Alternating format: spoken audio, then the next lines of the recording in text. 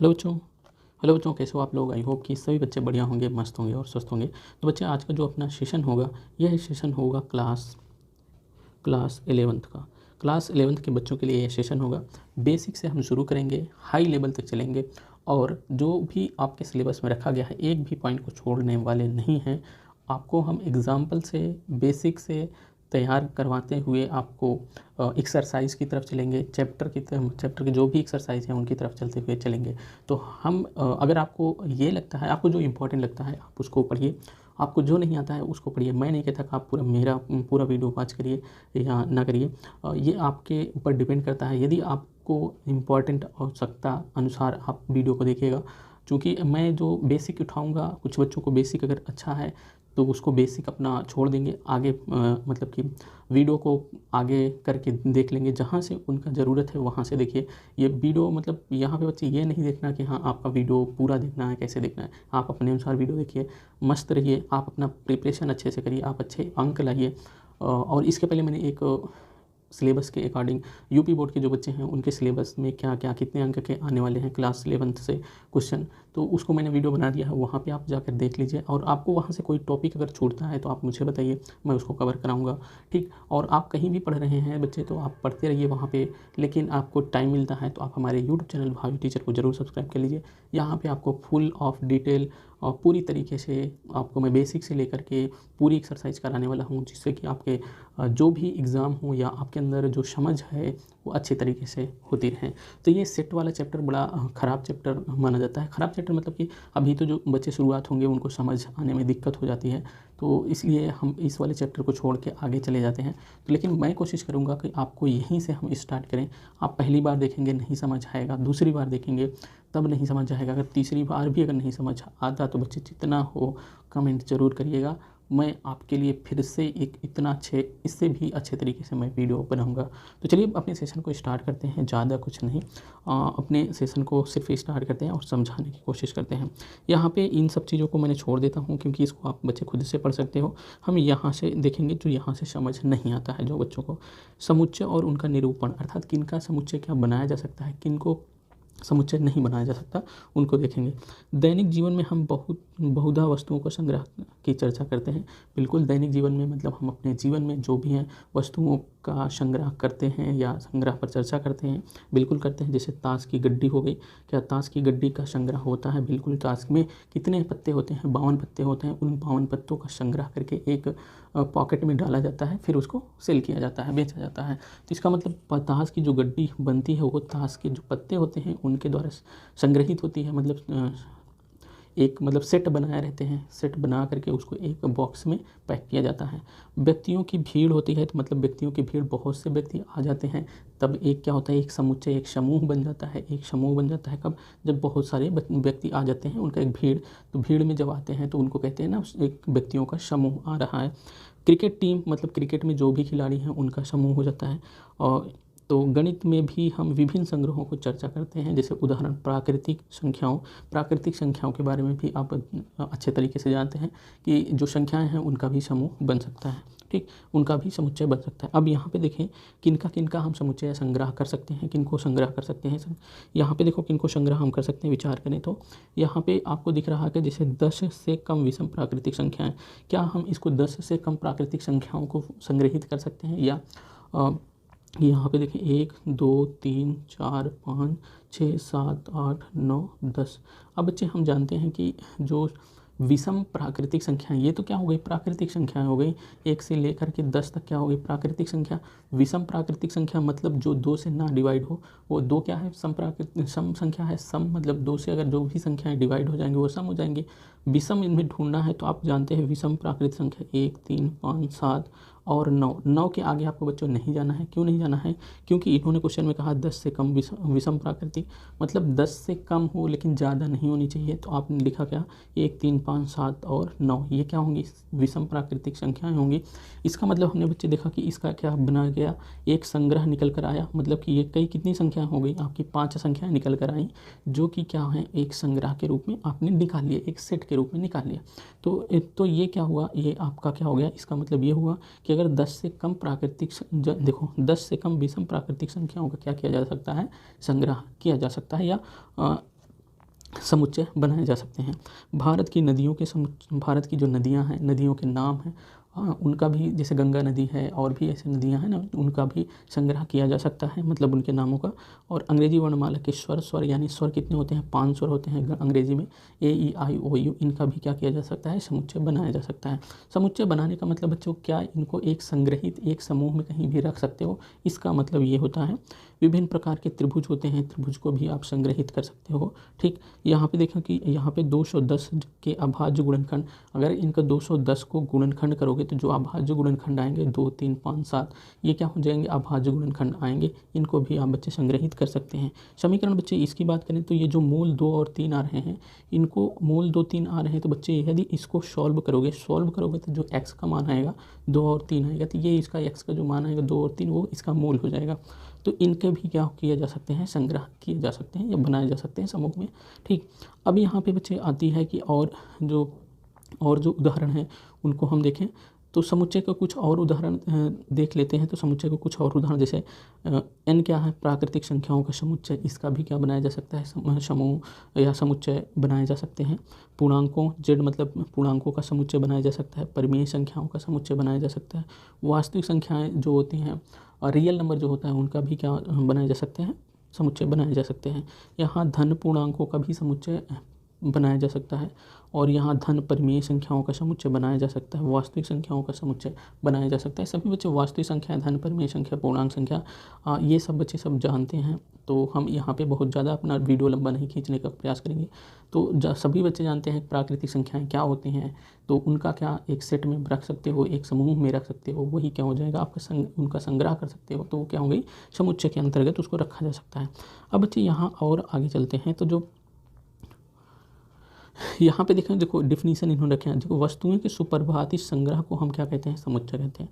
अगर हम जो अभी ऊपर हमने बात किया, जैसे रियल नंबर, इंटीजर या जो रेशनल नंबर, इन सब की बातें की, मतलब कि प्राकृतिक संख्या और पूर्णांक संख्या, परिमेय संख्या, वास्तविक संख्या की हम बात की। नदियों के नाम हों, विषम संख्याएँ हैं ये यहाँ, और स्वर जैसे अंग्रेजी वर्णमाला में स्वर हैं, यहाँ पे देखो अंग्रेजी वर्णमाला में स्वर हैं, इनको भी हम क्या करते हैं, एक संग्रह, अच्छे तरीके से एक संग्रह कर सकते हैं। तो अर्थात जब संग्रह कर सकते हैं तो जिनको हम अच्छी तरीके से संग्रहित कर सकते हैं, उसको इसका मतलब उसका क्या हम बना सकते हैं, उसका एक समुच्चय बना सकते हैं। अब यहाँ पे अगर समुच्चय की बात करें तो समुच्चय के लिए वस्तुएं, अवयव, सदस्य, पर्यायवाची पद हैं। मतलब जो भी समुच्चय में जो एलिमेंट होंगे, एलिमेंट मतलब कि जो भी अंक रख रहे हैं समुच्चय के अंदर, उसमें एक दूसरे के वो क्या होंगे, सिनोनिम्स के तरीके दिखेंगे। ये मतलब कि वो एक दूसरे के सिमिलर होंगे और या एक दूसरे के समूह के होंगे, इसी तरीके से होंगे, तब वो क्या होंगे, समुच्चय के अंदर रखे जाते हैं। अगर समुच्चय की बात करें तो इनका जो निरूपित हम करते हैं या इनको डिनोट करते हैं ABCD या XYZ, किसी भी बड़े अक्षर से, अंग्रेजी के बड़े अक्षर से हम इनको डिनोट करेंगे। ठीक, अब इनके एलिमेंट या अवयव जो इनके अंदर रखे जाते हैं, उनको हम छोटे स्मॉल लेटर में लिखते हैं। जैसे ABCD XYZ, कुछ भी अंक होगा उसको जो अंदर रखेंगे, जो सेट के अंदर रखेंगे, उसको हम छोटे अक्षरों में रखेंगे। आगे अब बात आती है, जैसे यहाँ पे समुच्चय को कितने तरीके से मतलब कितने समुच्चय के 2 विधियाँ होती हैं, कौन कौन सी। एक तो रोस्टर फॉर्म में समुच्चय को 2 फॉर्म में डिवाइड किया गया है, या समुच्चय को हम 2 फॉर्म में ज्ञात करते हैं। एक तो रोस्टर फॉर्म में ज्ञात करते हैं, एक निर्माण फॉर्म में ज्ञात करते हैं। रोस्टर फॉर्म की बात करेंगे, उसकी बात करेंगे, और निर्माण फॉर्म की बात करेंगे, उसकी बात करेंगे। जैसे यहाँ पे रोस्टर समुच्चय के सभी अवयवों को सूचीबद्ध किया जाता है। मतलब हमारे कहने का मतलब, यहाँ पे जैसे उदाहरण में देखो, रोस्टर फॉर्म है 7 से कम सम धन पूर्णांक, 7 से कम धन पूर्णांक यहाँ देखें 2, 4, 6, 2, 4, 6 क्या है, 7 से कम है, सम है और धन पूर्णांक है। सम मतलब 2 से जो डिवाइड होगा वो क्या होगा, सम होगा। धन पूर्णांक भी है, तो इसका मतलब 7 से कम है। अगर 6 होके आगे चला जाता, 7 के बाद मतलब 6 के बाद 8 ले लेते तो 7 से ज़्यादा हो जाता मतलब। लेकिन इन्होंने कहा है कि 7 से कम होना चाहिए, तो 7 से ये क्या है, जो 7 से 2, 4, 6 क्या है, 7 से कम है, सम है, धन पूर्णांक है। इनको रोस्टर फॉर्म में लिखने के लिए आपको जो ये मंझला कोष्ठक होता है बच्चे, मंझला कोष्ठक के अंदर अगर आप एलिमेंट को रख रहे हैं, अवयव को रख रहे हैं, तो वो क्या होगा, रोस्टर फॉर्म में हो जाएगा। अब यहाँ पे इसमें भी देखेंगे बच्चे, ये भी क्या है, रोस्टर फॉर्म में है, जैसे 42 को विभाजित करने वाली सभी प्राकृतिक संख्याओं का समुच्चय। अब देखो बच्चे 42 को कौन कौन सी संख्याएं डिवाइड कर सकती हैं, उनका जो समुच्चय इन्होंने कहा है उनका समुच्चय निकालना है, तो उसको रोस्टर फॉर्म में लिखने हैं हमने। यहाँ पे इन्होंने लिखा है कि इसको रोस्टर फॉर्म में लिखा है। अब देखो क्या आप 1 से 42 को डिवाइड कर सकते हो? बिल्कुल। 2 से भी 42 को डिवाइड कर सकते हो, 3 से भी, 6 से भी, 7 से भी, 14 से भी, 21 से भी, 42 से भी। इन जितनी ये संख्याएं हैं इन सभी से 42 को क्या कर सकते हैं आप डिवाइड कर सकते हो। तो ये क्या होगा, अगर रास्टर फॉर्म में आपको ज्ञात करना है समुच्चय तो आपको इस तरीके से लिखना है। ठीक, इतना हो गया। अब आगे अगर हम चले बच्चे, आगे देखो, आगे बच्चे यहाँ पे देखें जो बी वाला है, बी वाले में अंग्रेजी वर्णमाला के सभी स्वरों का समुच्चय, सभी स्वर ए ई आई ओ यू, ये देखो एक समुच्चय बन रहा है। समुच्चय को लिखने के लिए जब आप समुच्चय या सेट को लिखेंगे तो आपको मझले कोष्ठक का प्रयोग करना है। मझले कोष्ठक को प्रयोग करने के बाद उसके अंदर क्या करना है, उसके अंदर एलिमेंट को रखना है, तभी माना जाएगा कि आप समुच्चय में रखे हैं। तो यहाँ पे बच्चे देख रहे होंगे यहाँ एक मझला कोष्ठक लगा हुआ है, एक मझला कोष्ठक ये लगा हुआ है, एक मझला कोष्ठक ये लगा हुआ है, उसके अंदर ये सारे एलिमेंट रखे गए हैं, अवयव रखे गए हैं। मतलब यहाँ पे इन्होंने कहा कि अंग्रेजी वर्णमाला के सभी स्वरों का समुच्चय, तो स्वरों का समुच्चय मतलब ए ई आई ओ यू, ये अंग्रेजी वर्णमाला के स्वर होते हैं, इनको मझले कोष्ठक के अंदर रख दिया गया, तो ये एक समुच्चय के अंतर्गत हो गए। समुच्चय के अंतर्गत हो गए, अगर इसको हम कहें तो ये क्या हो गया, रोस्टर फॉर्म में इनको रखा गया है। किस फॉर्म में, यहाँ पे बच्चे हमने कहा था कि जो समुच्चय को 2 विधियों के द्वारा निरूपित किया जाता है, जैसे कि एक रोस्टर फॉर्म, एक निर्माण फॉर्म। तो ये जो अभी हम देख रहे हैं बच्चे, ये सब क्या है, रोस्टर फॉर्म में हम देख रहे हैं। ठीक, ये सब हम अपने बच्चे रोस्टर फॉर्म में देख रहे हैं। तो ये इतना हो गया।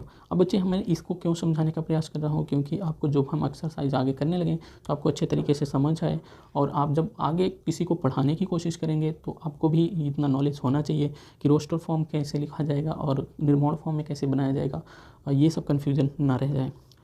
तो यहाँ पे आके देखें कि, और यहाँ पे बच्चे अगर आप ऑफलाइन में पढ़ रहे होंगे तो सेट पहले नहीं पढ़ाया जाता होगा बच्चे, उसको आपको ट्रिग्नोमेट्री से स्टार्ट किया जाता होगा। सेट इसलिए नहीं पढ़ाया जाता कि उनको लगता है बच्चे को अभी अंडरस्टैंडिंग इतना नहीं पावर है, बढ़ी हुई है, इसलिए सेट नहीं पढ़ाते हैं। मैं कोशिश कर रहा हूँ बच्चे को आपको पहले सेट पढ़ा दूँ, हम सीरियल वाइज से कोशिश करेंगे तो आपको सीरियल वाइज से पढ़ाते हुए चलें। ठीक, विषम प्राकृतिक संख्याओं का समुच्चय, जैसे देखो विषम प्राकृतिक संख्याएँ, इन्होंने कोई बाउंडेशन पीछे नहीं रखा, कहाँ तक विषम प्राकृतिक संख्याएँ, तो ये इन्होंने कोई बाउंडेशन नहीं रखा, तो ये रोस्टर फॉर्म में ये क्या हो गया, डॉट डॉट बन गया, मतलब इन्फिनिटी तक जो आगे ऐसे बढ़ते चली जाएंगी, जैसे 1 3 5 7 9 11 13 17, ये ऐसे आगे बढ़ते हुए चले जाएंगे, कहाँ तक चले जाएंगी, अनंत तक चली जाएंगी, विषम प्राकृतिक संख्याओं का समुच्चय बन जाएगा। ठीक, रोस्टर फॉर्म में अभी तक तो हमने बच्चे जान लिया। निर्माण फॉर्म की बात कर ली थी, यहाँ देखो बच्चे दूसरा हमने बात की थी निर्माण फॉर्म में। निर्माण फॉर्म की बात करें तो जैसे उदाहरण में आपको दे दिया ए ई आई ओ you, A E I O you क्या है, ये बच्चे एक स्वर हैं। तो आपको लिखना क्या है, जैसे मैंने यहाँ पे कहा था कि जब आपको सेट को निरूपित करना होगा तो आपको बड़े अक्षर से निरूपित करना है, अंग्रेजी वर्णमाला के बड़े अक्षर हमने यहाँ पे इन्होंने रखा वी, बड़ा अक्षर इन्होंने क्या रखा, वी रखा। और यहाँ देखो निर्माण फॉर्म में एक्स सच दैट एक्स अंग्रेजी वर्णमाला का एक स्वर है। क्या है, अंग्रेजी वर्णमाला का एक स्वर है, कौन है, एक्स है। एक्स बच्चे क्या है, एक्स जो रोस्टर फॉर्म में यहाँ पे दिख रहा है, ए ई आई ओ और यू, ये क्या है, अंग्रेजी वर्णमाला में जो रोस्टर फॉर्म में दिख रहा है ये एक्स का मान है। इसको निर्माण फॉर्म में अगर आप लिखोगे तो इस तरीके से लिखोगे, क्या वी इक्वल टू जो मझले कोष्ठक में लिखना एक्स सच दैट एक्स अंग्रेजी वर्णमाला का क्या है, एक स्वर है। स्वर अंग्रेजी वर्णमाला का एक स्वर, मतलब जो स्वर की बात कर लिए, एक स्वर की मतलब उसमें ए भी हो सकता है, ई भी हो सकता है, आई भी हो सकता है, ओ भी हो सकता है, यू भी हो सकता है, सब ये सभी स्वर हो सकते हैं। ठीक, ये क्या हो गया, रोस्टर, ये हो गया आपका निर्माण फॉर्म। रोस्टर और निर्माण फॉर्म को सभी बच्चे समझ गए होंगे सर। तो आगे हम चलते हैं जो क्वेश्चन या उदाहरण की तरफ। पहले वाले उदाहरण में देखेंगे कि समीकरण x square plus x minus 2 बराबर 0 को हल रोस्टर रूप में लिखना है। अब इन्होंने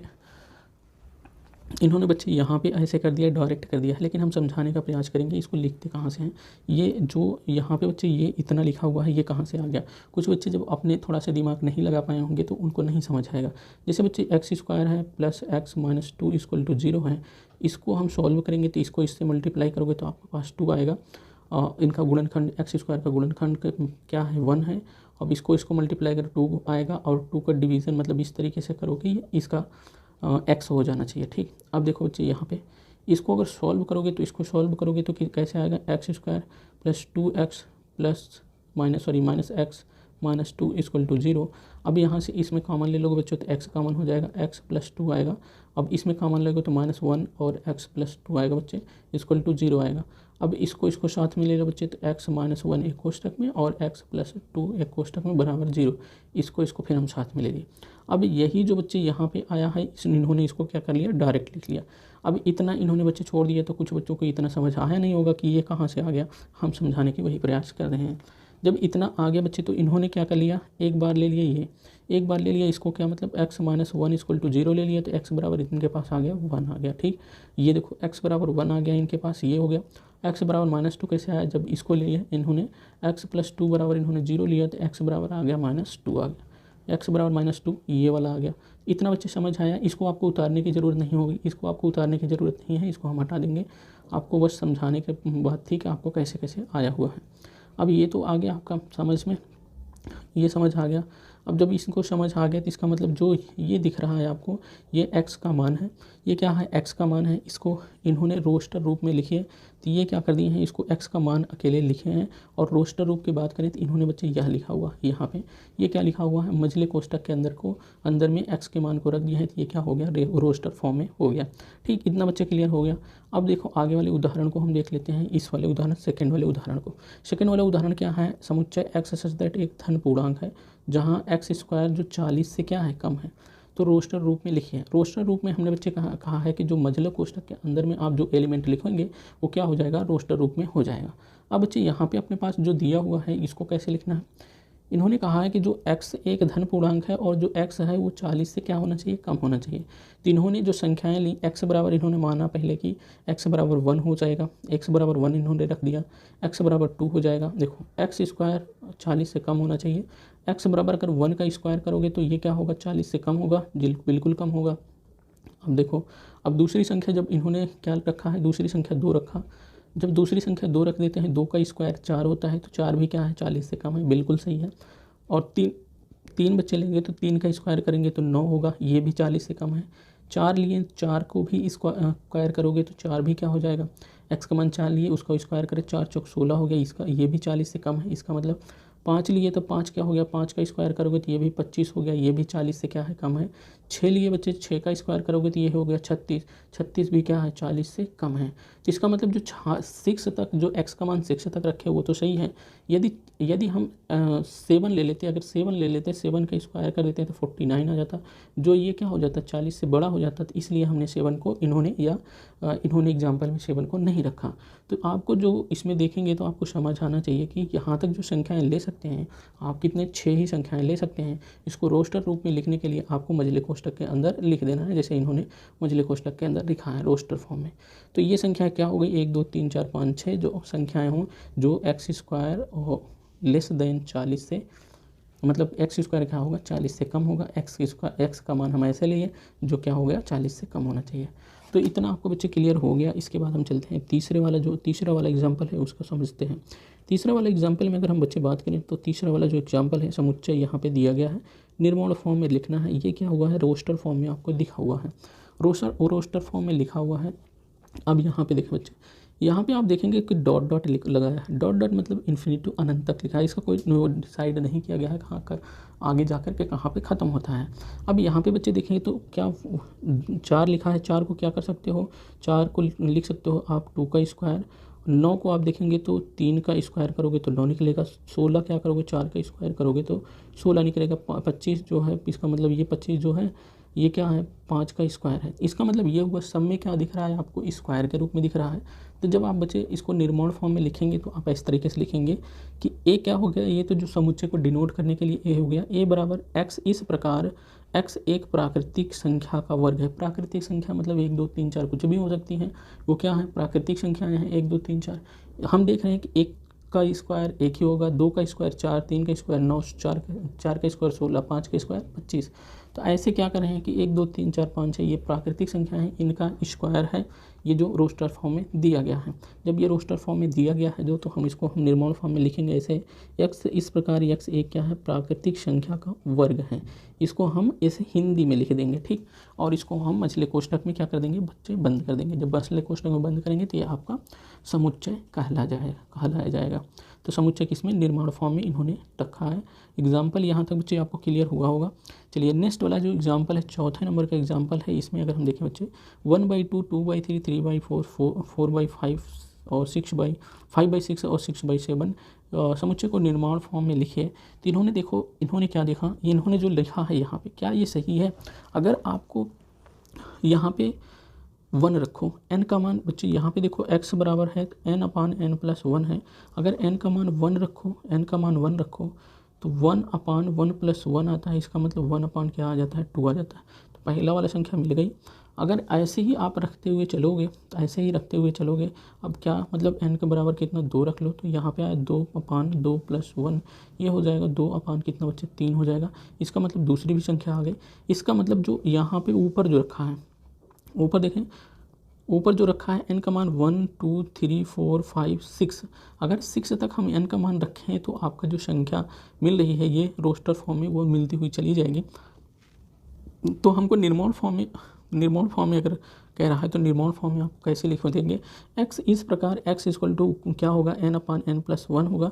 n प्राकृतिक संख्या होगी और जो n होगा ये क्या है, 1 है, 1 से छोटा भी नहीं है और 6 है, 6 से बड़ा भी नहीं होना चाहिए। तो इसका मतलब क्या हुआ, लेकिन 6 के बराबर हो सकता है और 1 के बराबर हो सकता है, ठीक। तो यहाँ ये क्या हो गया आपका निर्मल फॉर्म में, इसको ऐसे व्यक्त कर सकते हो। ये सब जरूरी नहीं है बच्चे लिखना, इतना लिख दोगे तो आपको कॉम बन जाएगा, ठीक। इतना क्लियर हुआ बच्चे। चलिए आगे चलते हैं। आगे अपना एक क्वेश्चन और बना हुआ है यहाँ पे देखें कि आपको रोस्टर रूप में वर्णित है और प्रत्येक समुच्चय के दाईं ओर समुच्चय निर्माण में आपको उसको मैच कराना है। हमने पहले ही मैच करा लिया है। देखो जैसे PRINCAL ये है, तो इसको किस में जाना चाहिए, इसको अगर निर्माण फॉर्म में लिखेंगे तो देखो प्रिंसिपल है, देखो PRINCAL प्रिंसिपल, अगर देखो यहाँ पे प्रिंसिपल को क्या हम इसको लिख सकते हैं। देखो एक चीज़ बच्चे देखना, जब आप निर्माण फॉर्म में लिख रहे हैं तो यहाँ पे I एक बार है, I एक बार यहाँ पर है और यहाँ पे और कोई 2 बार दिख रहा है और कोई 2 बार तो हमें नहीं दिख रहा, समझ आ रहा, तो 2 बार नहीं दिख रहा है। लेकिन जब यहाँ पे देखेंगे बच्चे, यहाँ पे देखेंगे तो आई यहाँ पे एक ही बार है। जब यहाँ पे एक ध्यान आप रखना कि जब आप रोस्टर फॉर्म में लिखने लगेंगे तो जो डबल होगा उसको सिंगल बार ही लिखना है। तो डबल का मतलब कि जैसे यहाँ पे निर्माण फॉर्म में देख रहे हैं आई यहाँ पे 2 बार है तो आपको आई को एक ही बार लिखना है। तो इसका मतलब इसको जब आपको मिलाओगे तो आपको पहला वाला आ जाता है डी में और यहाँ निर्माण फॉर्म में क्या हो गया, ये हो गया एक्स। इस प्रकार एक्स क्या है, एक्स जो शब्द है प्रिंसिपल का एक अक्षर है, मतलब जो प्रिंसिपल में जो भी अक्षर हैं वो क्या होंगे रोस्टर फॉर्म में ये इस तरीके से लिख सकते हैं। इतना बच्चे क्लियर हो गया। अब चलिए आगे चलते हैं। आगे अपने दूसरे में देखें जो 0 है या यहाँ पे देखें x एक पूर्णांक है, x देखो यहाँ x+1 बराबर 1 है, x+1 बराबर 1, तो इसका मतलब x बराबर 1 - 1 तो x बराबर 0 आ जाएगा। ये क्या होगा यहाँ पे देखें तो इसको आप मैच करा सकते हैं इसके साथ और निर्माण फॉर्म में इसको आप हिंदी में ऐसे तरीके से लिख सकते हैं जो इसको रोस्टर फॉर्म में ये लिखा गया था।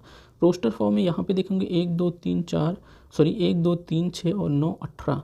अब यहाँ पे देखो इसको फर्स्ट में मैच कराया गया है। क्यों मैच कराया गया है, क्योंकि जो x है एक धन पूर्णांक है और 18 का भाजक है।